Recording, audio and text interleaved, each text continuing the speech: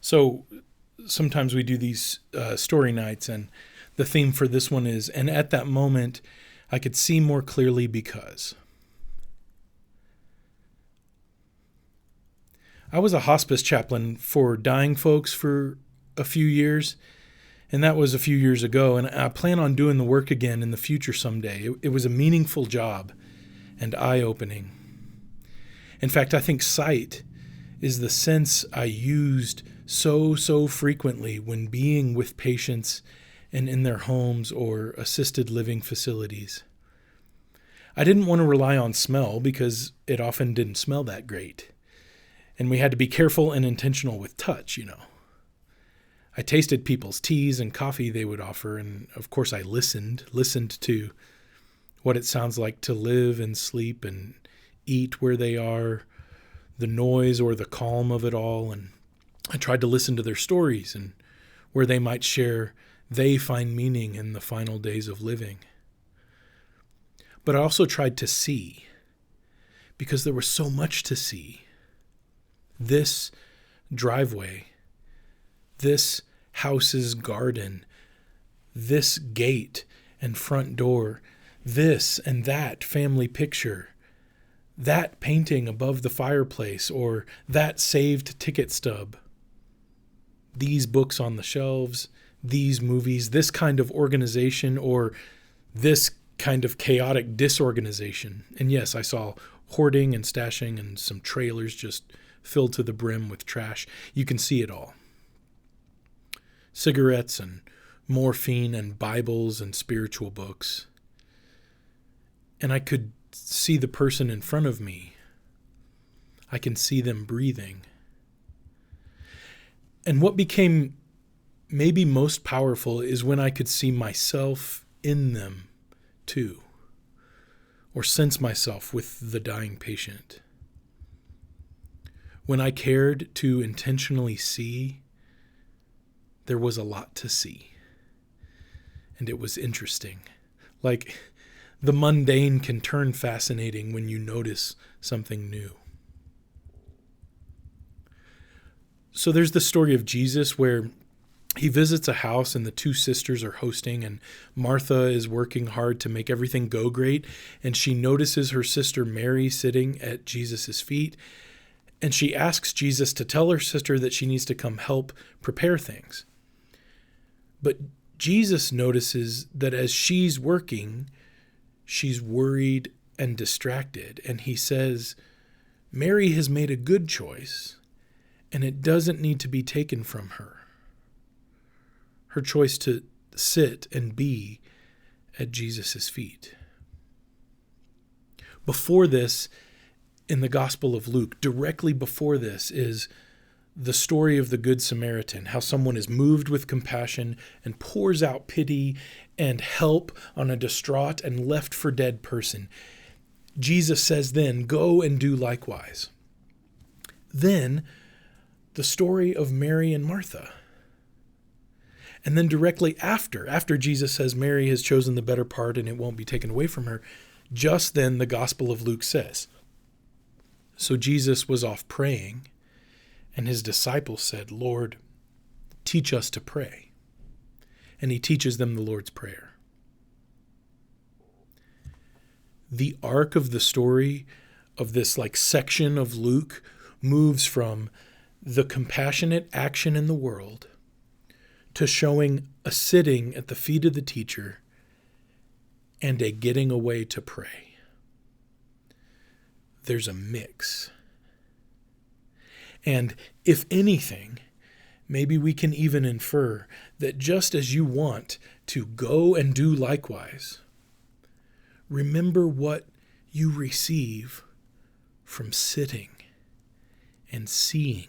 In spiritual terms, we might say there's contemplation and practice. The practice informed by the contemplation, and not an ignorant practice, an informed practice.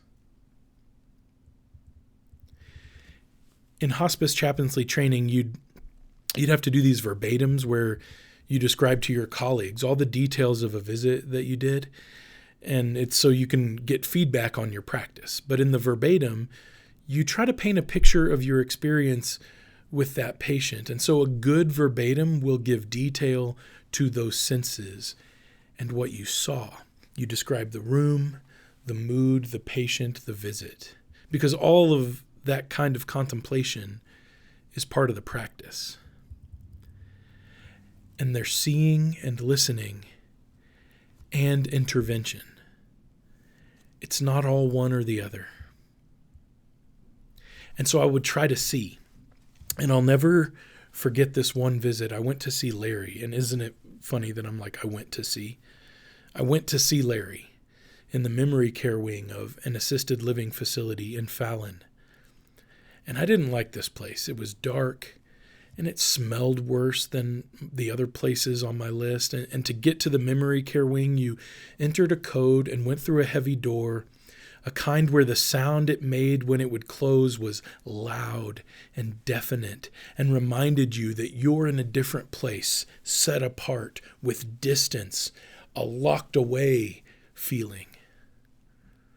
I didn't like this place, but I liked showing up for people who were surprised to get a visit and for whom I thought not many people were coming through to see them. Larry was wheeling down the hallway, headed pretty much nowhere specific, and so I greeted him and I got down where he could see me, and I said it was a nice day and would he mind if we went to a table where we could sit and chat. He didn't say yes, but he didn't seem to mind. This was Larry, and I took it as consent, and I wheeled him up to a table, and there were two others already sitting there in the small dining area, and I took the fourth seat. Larry wasn't much of a talker, but I had sensed in past visits that he didn't mind being in the social settings, and so I was used to bringing him to a table where a group could try and chat nearby, and so the group was.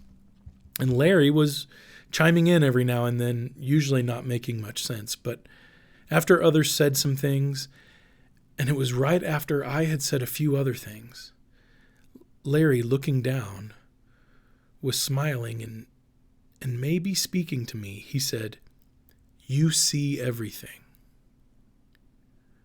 Or, "You like to see everything." The phrase just seemed longer than the first part, but the gist of it is there, and I was trying to process it. It caught me off guard. So there was a lag of a few seconds, but he was smiling, and eventually I said, "You're right, I like that. I see everything." I looked to others at the table to see if there was much of a reaction, and the moment was mostly for me and Larry. And I have contemplated it a lot, and maybe in a silly, self-indulgent, philosophical way, the fact that Larry said that to me. At times I've taken it like it came from a guru at whose feet I had occasionally been sitting, and that they say it to me almost as a way of how I should be. You see everything, or you like to see everything. Or maybe it was a question, and the voice just didn't lilt up at the end, but the question mark was there, and the guru was asking the disciple, "You see everything?" Larry had said so little that ever made sense to me, but he made clear sense to me in that moment. I wrote in my journal that night, "Larry, you see everything. And I see where you are. I see in your life in these final days. I see us together. I see this place in the world. I see this moment of interaction. And I see your wise smile when you tell me to see, to keep seeing. Or when he tells us to keep seeing." And at that moment, I could see more clearly because a wise, old, smiling, dying, and quiet Larry asked me if I would, or suggested I should, or reminded me I could see everything.